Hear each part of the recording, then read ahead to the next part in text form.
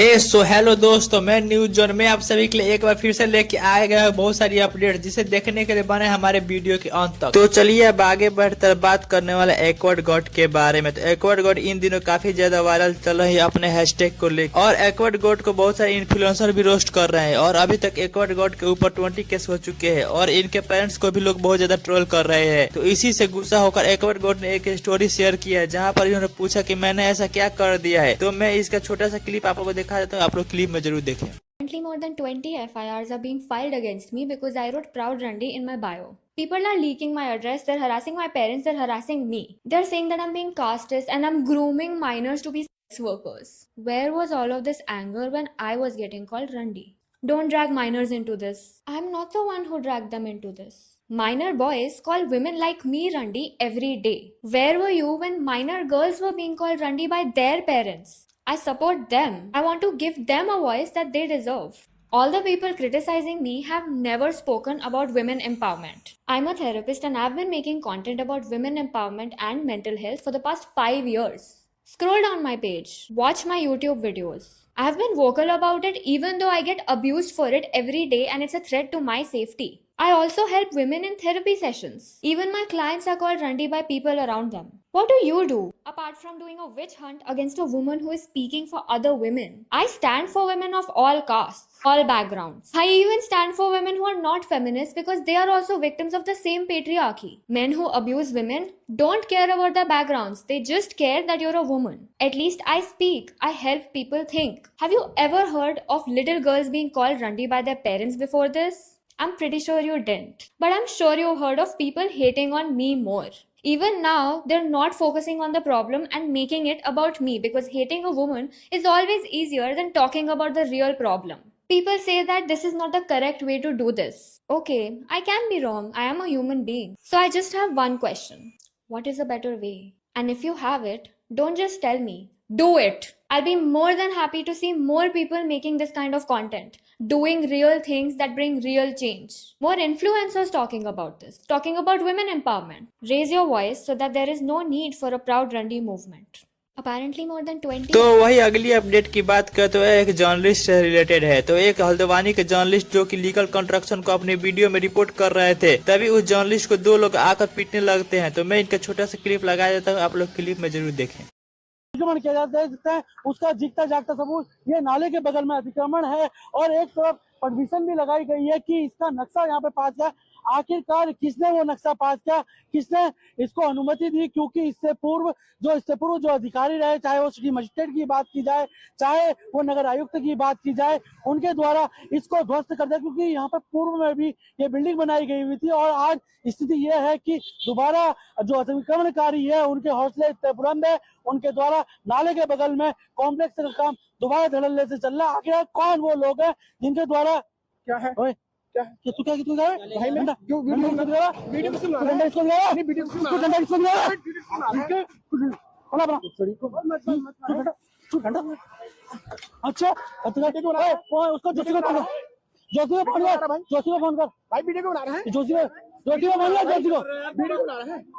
तो चलिए अब आगे बढ़कर बात करने वाले हैं समय रैना के बारे में। तो समय रैना दिल्ली में अपनी आगामी शो के लिए एक इवेंट रखे थे, जहां पर इनके काफी ज्यादा फैंस पहुंचे थे, और वहां पर फोन से रिकॉर्डिंग करने पर इवेंट से बाहर कर दिया जा रहा था। इसी पर समय रैना के एक फैंस ने कुछ ऐसा कहा है। क्या कर रहे थे फोन को? कल मैं समय रैना के दिल्ली के शो पे था, जहाँ पे सबकी फोन्स एंड पैकेट्स में सील कर दिए गए थे, और कुछ गधे ये पैकेट फाड़ के शो रिकॉर्ड करने की ट्राई कर रहे थे, जिनको समय ने सीधा बाहर निकाला। I think it was a great thing that I didn't have my phone during the show, because imagine क्या मैं कभी उतना एंजॉय कर भी पाता अगर मैं पूरे टाइम इस रील को शूट करने के लिए या अपने सोशल मीडिया के लिए वहां पे समय की मूवी स्टोरी ले रहा होता, compared to actually enjoying the show. Specifically because ये शो एक इमोशनल शो है, where he's talking about the ups and downs of everything that happened after the latent episode and how he dealt with it. It's a very carefully written show, not just a normal comedy show. And of course the announcement at the end that latent is coming back for another season. अभी exactly नहीं पता कि किस form में आएगा, OTT पे आएगा या YouTube पे आएगा, but the fact that latent is coming back is amazing. और उसके episodes के recording में भी फोन यूज करना अलाउड नहीं होगा, which is तो वही नेक्स्ट अपडेट की बात करते हैं, जया बच्चन से रिलेटेड है। तो जया बच्चन कहीं जा रही थी, तो इनसे रिपोर्टर कुछ पूछते हैं, तो यह इन सब पर काफी ज्यादा गुस्सा हो जाती है और बदतमीज बोल रही है। तो मैं इनका छोटा सा क्लिप लगाया था, आप लोग क्लिप में जरूर देखें।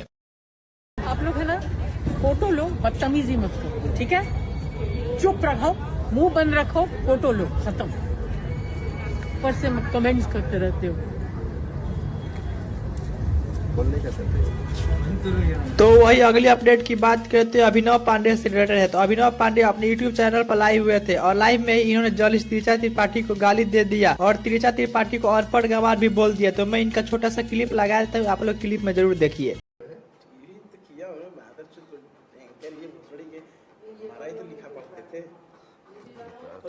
मैं जब एमपी न्यूज में काम करता था तब से मेरा ये बहुत मुतमईन रहता था ये रूबिका का चित्रा त्रिपाठी इन सब का समय चल रहा है तो बहन जो हमारा तो दौर आएगा। ये साले अनपढ़ गंवार जाहिल बहन जो इनकी इतनी पूछे हमारा तो दौर आएगा।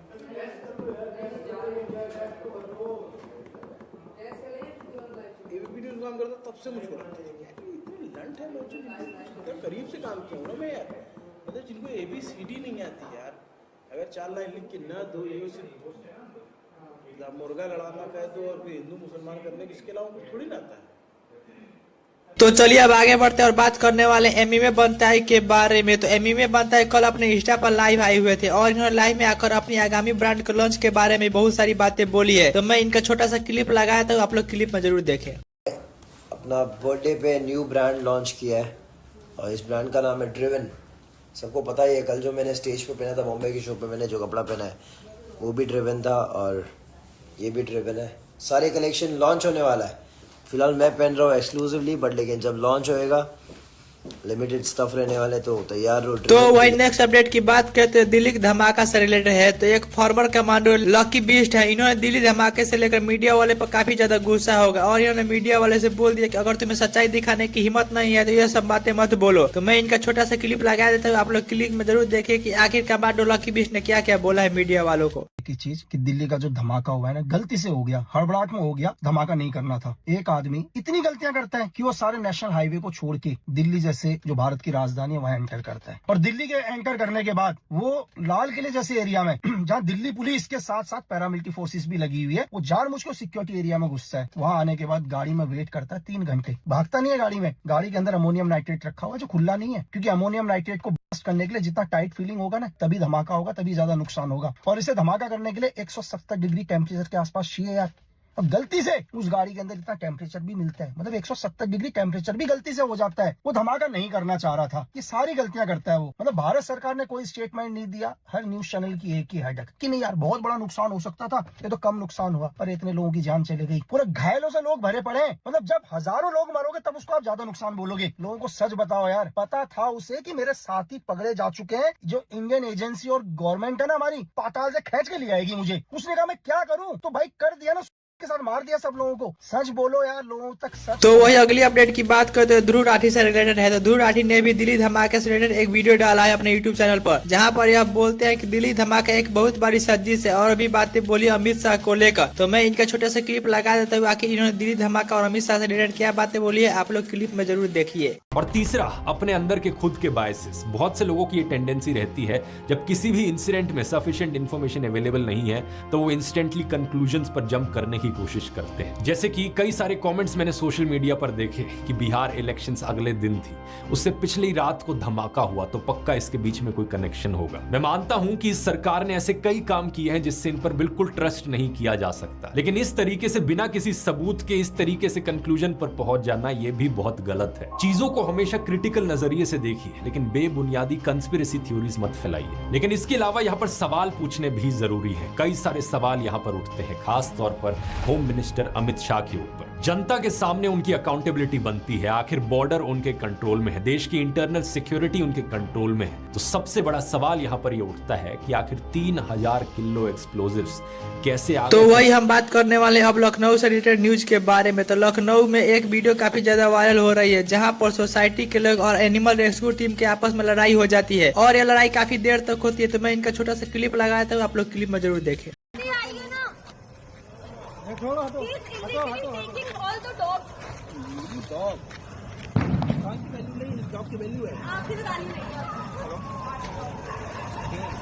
मेरी गाड़ी नंबर का है आपका?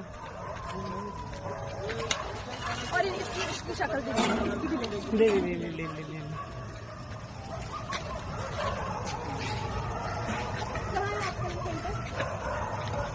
सेंटर है कहाँ? सेंटर कहाँ पे? नहीं एक्सरसाइज सुबह आया था। Thank you. अभी मुझे क्या पता कुत्ता पापा जो था उसको भेज दिया है।